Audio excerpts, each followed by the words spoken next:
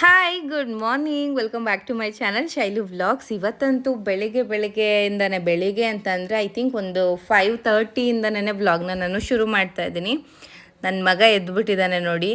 5:30ಗೆ ಬಂದು ನಾನಿಲ್ಲಿ ಕೂತಿದ್ದೀನಿ. ಇದು ನಮ್ಮ ದೊಡ್ಡಮ್ಮ ಅವ್ರ ಮನೆ. ಸೊ ಬ್ರಾಹ್ಮಿ ಮುಹೂರ್ತದಲ್ಲಿ ಪೂಜೆ ಮಾಡಬೇಕು, ಹಾಗಾಗಿ ತುಂಬ ಜನ ಕಮೆಂಟ್ ಮಾಡಿದ್ರಿ ನೆಕ್ಸ್ಟ್ ವ್ಲಾಗಲ್ಲಿ ಅಪ್ಲೋಡ್ ಮಾಡ್ತೀನಿ ಅಂತ ಹೇಳಿದೆ. ಖಂಡಿತವಾಗ್ಲೂ ನೀವು ಗೆಸ್ ಮಾಡಿದ್ದು ನಿಜವಾಗ್ಲೂ ಕರೆಕ್ಟ್. ಮನೆ ಕಟ್ತಾ ಇದ್ದೀರಾ, ಸೈಟ್ ತೊಗೋತಾ ಇದ್ದೀರಾ, ಕಾರ್ ತೊಗೋತಾ ಇದ್ದೀರಾ, ಮನೆ ತಗೊಳ್ತಾ ಇದ್ದೀರಾ, ತುಂಬ ಜನ ಕಮೆಂಟ್ ಮಾಡಿದ್ರಿ.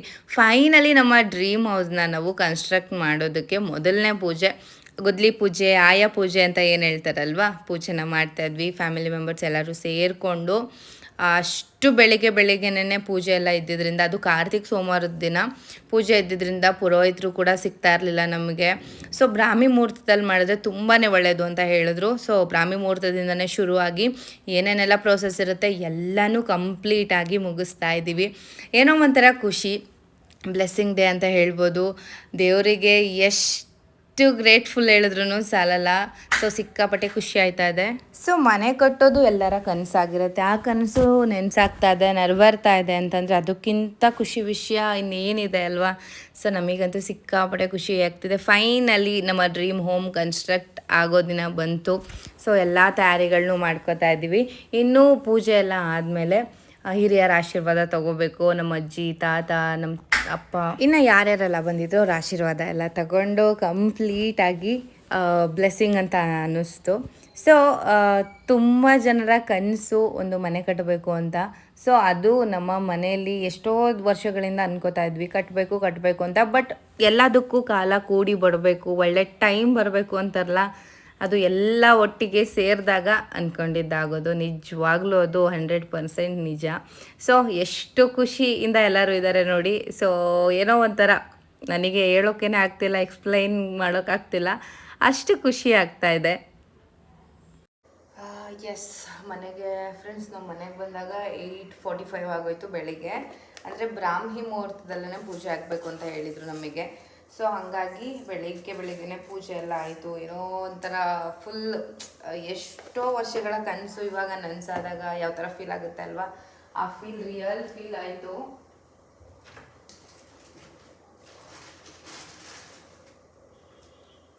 ಸಿಕ್ಕಾಪಟ್ಟೆ ಖುಷಿ ಆಯಿತು. ನಮ್ಮದೇ ಸ್ವಂತ ಮನೆ ಕನ್ಸ್ಟ್ರಕ್ಟ್ ನಡೀತಿದೆ ಅಂತಂದರೆ ಯಾರಿಗೆ ತಾನೇ ಖುಷಿ ಆಗಲ್ಲ ಅಲ್ವಾ. ಸೊ ಸೀರಿಯಸ್ಲಿ ಸಿಕ್ಕಾಪಟ್ಟೆ ಖುಷಿ ಆಯಿತು. ಮತ್ತು ಅಲ್ಲಿಂದ ತಂದಿದ್ದು ಪೂಜೆ ಸಾಮಾನು, ಹಣ್ಣುಗಳು, ಕಾಯಿ ಎಲ್ಲನೂ ಹಂಗಂಗೆ ಇಟ್ಬಿಟ್ಟಿದ್ದೀವಿ. ಎಷ್ಟು ಟಯರ್ಡ್ ಆಗಿತ್ತು ಅಂತಂದರೆ ಗೊತ್ತಿಲ್ಲ. ಅಂದರೆ ಬೆಳಿಗ್ಗೆ ಬೇಗ ಇದ್ದಿದ್ದರಿಂದ ಒಂಥರ ಟಯರ್ಡ್ ಫೀಲ್ ಇತ್ತು. ನಂದಂತೂ ಒಂದು ರೌಂಡ್ ನಿದ್ದೆ ಆಯಿತು. ಮಕ್ಕಳು ಇಬ್ಬರೂ ಮಲಗಿದ್ದಾರೆ.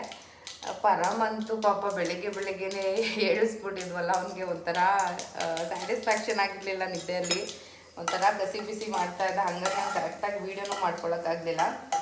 ಬಟ್ ಸಣ್ಣ ಪುಟ್ಟ ಕ್ಲಿಪ್ಪಿಂಗ್ಸ್ ಎಲ್ಲ ತಗೊಂಡೆ. ಅದು ಒಂಥರ ಏನೋ ಖುಷಿ ಇದೆ ನನಗೆ. ಸೊ ಏನೋ ಒಂಥರ ಇವತ್ತು ಬ್ಲೆಸ್ಸಿಂಗ್ ಡೇ. ಅದೂ ಕಾರ್ತಿಕ ಮಾಸದ ಕಾರ್ತಿಕ್ ಸೋಮವಾರದ ದಿನ ನಮ್ಮ ಮನೆಯ ಗುದ್ಲಿ ಪೂಜೆ, ಆಯಾ ಪೂಜೆ ಆಗಿದ್ದು ಏನೋ ಒಂಥರ ಖುಷಿ. ಸೊ ಏನೋ ಒಂಥರ ಏನು ಹೇಳಬೇಕು ಅಂತಲೇ ಗೊತ್ತಾಗ್ತಾ ಇಲ್ಲ ನನಗೆ. ಏನೋ ಒಂಥರ ಅಂತಲೇ ಅಂತ ಇದ್ದೀನಿ.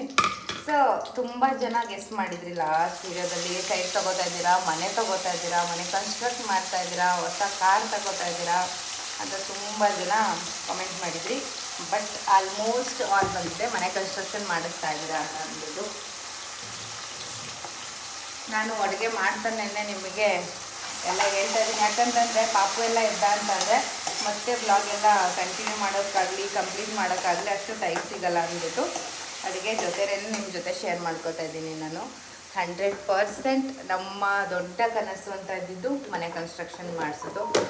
ಸೊ ಆ ಒಂದು ಕನಸು ಇವತ್ತಿಂದ ನೆರವೇರ್ತಾರೆ. ಎಷ್ಟೋ ದಿನದಿಂದ ಪ್ಲ್ಯಾನಿಂಗ್ ಅಂತೂ ಹಾಕಿರಲಿಲ್ಲ ನಾವು, ಸಡನ್ ಪ್ಲ್ಯಾನೇ ಆಗಿದ್ದು ಎಲ್ಲ. ಸೊ ಇವಾಗ ಕನಸು ನನಸಾಗ್ತಾ ಇರೋ ದಿನ. ಏನು ಹೇಳಬೇಕು, ಏನು ಮಾತಾಡಬೇಕು ಅನ್ನೋದೇ ಗೊತ್ತಾಗ್ತಿಲ್ಲ ನೋಡಿ, ಹಂಗೆ ಅನ್ನಿಸ್ತಾ ಇದೆ. ಬ್ರಾಹ್ಮಿ ಮುಹೂರ್ತದಲ್ಲಿ ಮಾಡಿಸಿದ್ರೆ ತುಂಬಾ ಒಳ್ಳೆಯದು ಅಂತ ಹೇಳ್ತಾರೆ. ಮತ್ತು ಕಾರ್ತಿಕ್ ಸೋಮವಾರ, ಅದು ಇದರಲ್ಲಿ ಕಾರ್ತಿಕ್ ಮಾಸದಲ್ಲಿ ತಿಂಗಳಾನ್ಗಂಟೆ ಹಿಂದೆಯಿಂದನೂ ಪುರೋಹಿತರನ್ನ ಬುಕ್ ಮಾಡ್ಕೋಬೇಕಂತೆ. ಅದೂ ಬೇರೆ ನಮಗೆ ಯಾರೂ ಸಿಗ್ತಾನೂ ಇರಲಿಲ್ಲ. ಮತ್ತು ನಮಗೆ ಸಡನ್ ಆಗೇನೆ ಏನು ಪೂಜೆಗೆ ಎಲ್ಲ ಡೇಟ್ ಕನ್ಫರ್ಮ್ ಆಗಿದ್ದರಿಂದ ಸ್ವಲ್ಪ ಕಸಿ ಬಿಸಿ ಆಯಿತು ಸಿಕ್ಕೋದ್ರಲ್ಲಿ. ಬಟ್ ವಿಷು ಗೊತ್ತಿರೋರ್ನೇ ಕರ್ಕೊಂಡು ಬಂದ. ಆ್ಯಂಡ್ ನಮ್ಮ ಡ್ರೀಮ್ ಹೌಸ್ ನನ್ನ ಮಗ ಇದ್ದ ಶುರು ಆಗ್ತಾ ಇದೆ. ಇವಾಗ ಈವ್ನಿಂಗ್ ಆಗಿದೆ, ಟೀ ಕುಡಿದ್ಬಿಟ್ಟು ದೇವ್ರ ಮನೆಯೆಲ್ಲ ರೆಡಿ ಮಾಡಬೇಕು. ನಮಗೂ ಸ್ವಲ್ಪ ಟಯರ್ಡ್ ಆಗಿದೆ, ಬೆಳಗ್ಗೆನೇ ಬೇಗ ಎದ್ದು ಪೂಜೆಗೆಲ್ಲ ಹೋಗಿ ಬಂದಿದ್ವಲ್ಲ, ಸ್ವಲ್ಪ ರೆಸ್ಟ್ ಎಲ್ಲ ಮಾಡಿದೆ. ಇವಾಗ ಹಾಲೆಲ್ಲ ತರಿಸಿ ಒಡೆಗೆ ರೆಡಿ ಮಾಡಿಟ್ಟಿದ್ದೆ ನಾನು. ಮಮ್ಮಿ ಡ್ಯಾಡಿ ಪಾಪ ಏನೋ ಇಟ್ಟಿಗೆ ಎಲ್ಲ ನೋಡೋಕೆ ಹೋಗ್ಬೇಕಿತ್ತಲ್ಲ, ಆ ಕೆಲಸದಲ್ಲಿ ಬ್ಯುಸಿ ಆಗಿಬಿಟ್ಟಿದ್ದಾರೆ ಅವರು. ಅದಕ್ಕೆ ಅವ್ರು ಬಂದ್ರಲ್ಲ, ಒಡೆಗೆಲ್ಲ ನೆನೆಸಿಟ್ಟಿದೆ. ಇವಾಗ ಸ್ಟ್ರಾಂಗಾಗಿ ಟೀ ಮಾಡಿಕೊಟ್ಬಿಟ್ಟು ಏನೋ ಒಂಥರ ಮೈಂಡ್ ಫ್ರೀ ಅಂತ ಅನಿಸ್ತದೆ. ನಿಜವಾಗ್ಲೂ ನನಗೆ ಸಮ್ಟೈಮ್ಸ್ ಟೀ ಕುಡಿದ್ರೇನೆ ರಿಲ್ಯಾಕ್ಸ್ ಮೈಂಡ್ ಅಂತ ಅನಿಸೋದು. ಎವ್ರಿ ಟೈಮ್ ಏನು ಕುಡಿಯಲ್ಲ, ಬಟ್ ಅವಾಗವಾಗ ಒಂಥರ ಮೈಂಡು ತುಂಬ ಬ್ಲಾಕ್ ಆಗಿದೆ, ಸ್ಟ್ರೆಸ್ ಆಗಿದೆ, ಟಯರ್ಡ್ ಆಗಿದೆ ಅಂದಾಗ ಒಂದು ಲೋಟ ಕಾಫಿ ಇಲ್ಲ ಟೀ ಕುಡಿದ್ರೆ ಏನೋ ಒಂಥರ ಸಮಾಧಾನ ಫೀಲ್ ಆಗುತ್ತೆ. ಇವಾಗ ಅದಕ್ಕೆ ಬೇಗ ಮುಗಿಸ್ಕೊಳ್ಳೋಣ. ಇವತ್ತು ಕಾರ್ತಿಕ್ ಸೋಮವಾರ ಆಗಿರೋದ್ರಿಂದ ಬೆಳಿಗ್ಗೆ ತುಂಬ ಫ್ರೀಯಾಗಿ ಪೂಜೆ ಮಾಡೋಕ್ಕಾಗಿರಲಿಲ್ಲ. ಸೊ ಸಂಜೆ ಪೂಜೆ ಮಾಡೋಣ, ಹೆಂಗೂ ದೀಪನೂ ಹಚ್ಬೇಕಲ್ಲ ಅಂತ ಅಂದ್ಬಿಟ್ಟು ನಾವು ನಮ್ಮ ಮನೇಲಿ ಫ್ರೆಂಡ್ಸ್ ಗೋಧುಳಿ ಲಗ್ನ ಅಂತ ಏನು ಹೇಳ್ತಾರೆ ಅಲ್ವಾ, ಆ ಟೈಮಲ್ಲಿ ಪೂಜೆ ಮಾಡ್ತೀವಿ. ಒಂದು 5:30 6 ಗಂಟೆ ಒಳಗೆ ಮಾಡಿದ್ರೆ ತುಂಬಾ ಶ್ರೇಷ್ಠ ಅಂತ ಹೇಳ್ತಾರೆ ಪೂಜೆನ. ಹಾಗಾಗಿ ಪ್ಲ್ಯಾನಿಂಗ್ ಮಾಡಿಕೊಂಡು ಈ ಟೈಮಲ್ಲಿ ಈ ಕೆಲಸಗಳಾಗ್ಬಿಡ್ಬೇಕು ಅಂತ ಅಂದ್ಬಿಟ್ಟು ಇವಾಗ ಮುಗಿಸ್ಕೊತಾ ಇದ್ದೀನಿ. ಒಡೆ ಎಲ್ಲ ಆಗ್ತಾಯಿದೆ, ಎಷ್ಟು ಕಲರ್ಫುಲ್ಲಾಗಿ ಕಾಣಿಸ್ತಿದೆ ಅಲ್ವಾ. ಸೊ ಅಷ್ಟೇ ಟೇಸ್ಟಿಯಾಗಿ ಕೂಡ ಬಂದಿತ್ತು. ಇವಾಗ ಒಡೆ ಎಲ್ಲ ಮಾಡಿಬಿಟ್ಟು ಟೀ ಎಲ್ಲ ಕುಡಿದ್ಬಿಟ್ಟು ನಾನು ರೆಡಿ ಆಗಬೇಕು ಪೂಜೆ ಮಾಡೋದಕ್ಕೆ. ಸೊ ಫ್ರೆಂಡ್ಸ್, ಬೆಳಿಗ್ಗೆ ಅಲ್ಲಿಗೆ ಹೋಗಿದ್ವಿ. ಯಾಕಂದರೆ ನಾನು ಹೇಳಿದ್ನಲ್ಲ ಅವಾಗಲೇ ಬ್ರಾಹ್ಮಿ ಮುಹೂರ್ತದಲ್ಲಿ ಅಲ್ಲಿ ಪೂಜೆ ಆಗಬೇಕಿತ್ತು ಅಂತ. ಅಷ್ಟು ಕಾನ್ಸಂಟ್ರೇಟ್ ಮಾಡಿ ಪೂಜೆ ಮಾಡೋಕ್ಕಾಗಿರ್ಲಿಲ್ಲ. ನಮ್ಮನೆ ದೇವ್ರ ಮನೆ ಏನು ಅಂತಂದರೆ ಒಂಥರ ದೇವಸ್ಥಾನದ ಫೀಲ್ ನಮಗೆ. ಇವತ್ತು ಕಾರ್ತಿಕ್ ಸೋಮವಾರ ಬೇರೆ, ಸೊ ನೆಮ್ಮದಿಯಾಗಿ ಪೂಜೆ ಮಾಡೋಣ, ಮತ್ತು ದೀಪನ ಹಚ್ಬೇಕಲ್ಲ. ಸೊ ಇವಾಗ ಪೂಜೆ ಮಾಡೋಣ ಅಂದ್ಬಿಟ್ಟು ಹೂವೆಲ್ಲ ಮುಡಿಸಿ ದೇವರಿಗೆ ಅಲಂಕಾರ ಆಗಿದೆ. ಇವಾಗ ಪೂಜೆ ಮಾಡಿ ಹೊರಗಡೆ ದೀಪ ಹಚ್ಬೇಕು. ಸೊ ದೇವ್ರು ಎಲ್ರಿಗೂ ಒಳ್ಳೇದು ಮಾಡಲಿ, ಆಯಿತಾ?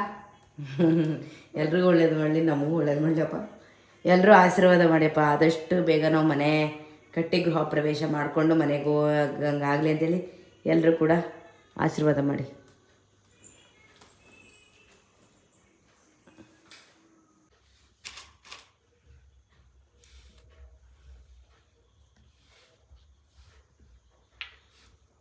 ಇದು ಬಾಗಿಲಲ್ಲಿ ಹಚ್ಚಕ್ಕೆ ಅಂತ ಹೇಳ್ಬಿಟ್ಟು ದೀಪಗಳು. ಇದು ಆರೋದಿಲ್ಲ, ನೀಟಾಗಿ ಎಣ್ಣೆ ಇರೋವರೆಗೂ ಉರಿತಾ ಇರುತ್ತೆ.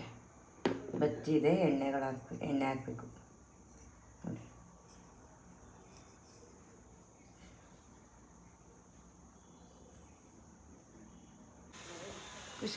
ಸೈಕಲ್ ನೋಡಿ ಫ್ರೆಂಡ್ಸ್, ಚಕ್ರಗಳು ಇದ್ದೆ ಆ ಸೈಡ್ ಈ ಸೈಡ್ ಇದಾವೆ ತೆಗ್ಸ್ಬಿಟ್ಟಿದ್ದಾರೆ. ಆ ಕಡೆ ಚಿಕ್ಕ ವೀಲ್ಸ್ ಇರುತ್ತಲ್ಲ, ಅದೆಲ್ಲ ತೆಗ್ದಾದ್ಮೇಲೆ ಇವತ್ತು ಫಸ್ಟೇ ಪ್ರಾಕ್ಟೀಸ್ಗೆ ಅಂತ ಹೋಗಿದ್ದಾನೆ. ಅವ್ನ ಕಾನ್ಫಿಡೆನ್ಸ್ ನೋಡಿ, ಒಮ್ಮೆ ನಾನು ಹೊಡಿತೀನಿ ತಾತ, ನೀನು ಪಕ್ಕದಲ್ಲಿರು ತಾತ ಸಾಕು ಅಂದ್ಬಿಟ್ಟು. ಹಾಂ, ನೆನ್ನೆ ಅಮ್ಮಮ್ಮಂಗೆ ತೋರಿಸಿದ್ದೀನಿ ನಾನು. ನೀನು ಬಿದ್ದುಬಿಡ್ತೀಯ ಅಂತ ಹೇಳ್ಬೇಡಮ್ಮ, ಬಾತಿರ ಅಲ್ಲಿ. ಎಷ್ಟು ಫಾಸ್ಟಾಗಿ ಹೊಡಿಸಿದ್ದಾನೆ. ಸೂಪರ್ ಬುಜ್ಜಿ.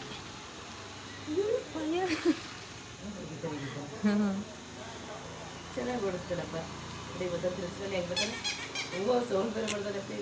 ಅಂದರೆ ಮಕ್ಕಳನ್ನೆಲ್ಲ ನೋಡಿದ್ನಲ್ಲ ಅಲ್ಲಿ, ಅದನ್ನ ನೋಡ್ಬಿಟ್ಟು ತೆಗ್ಸಿರೋದವನು.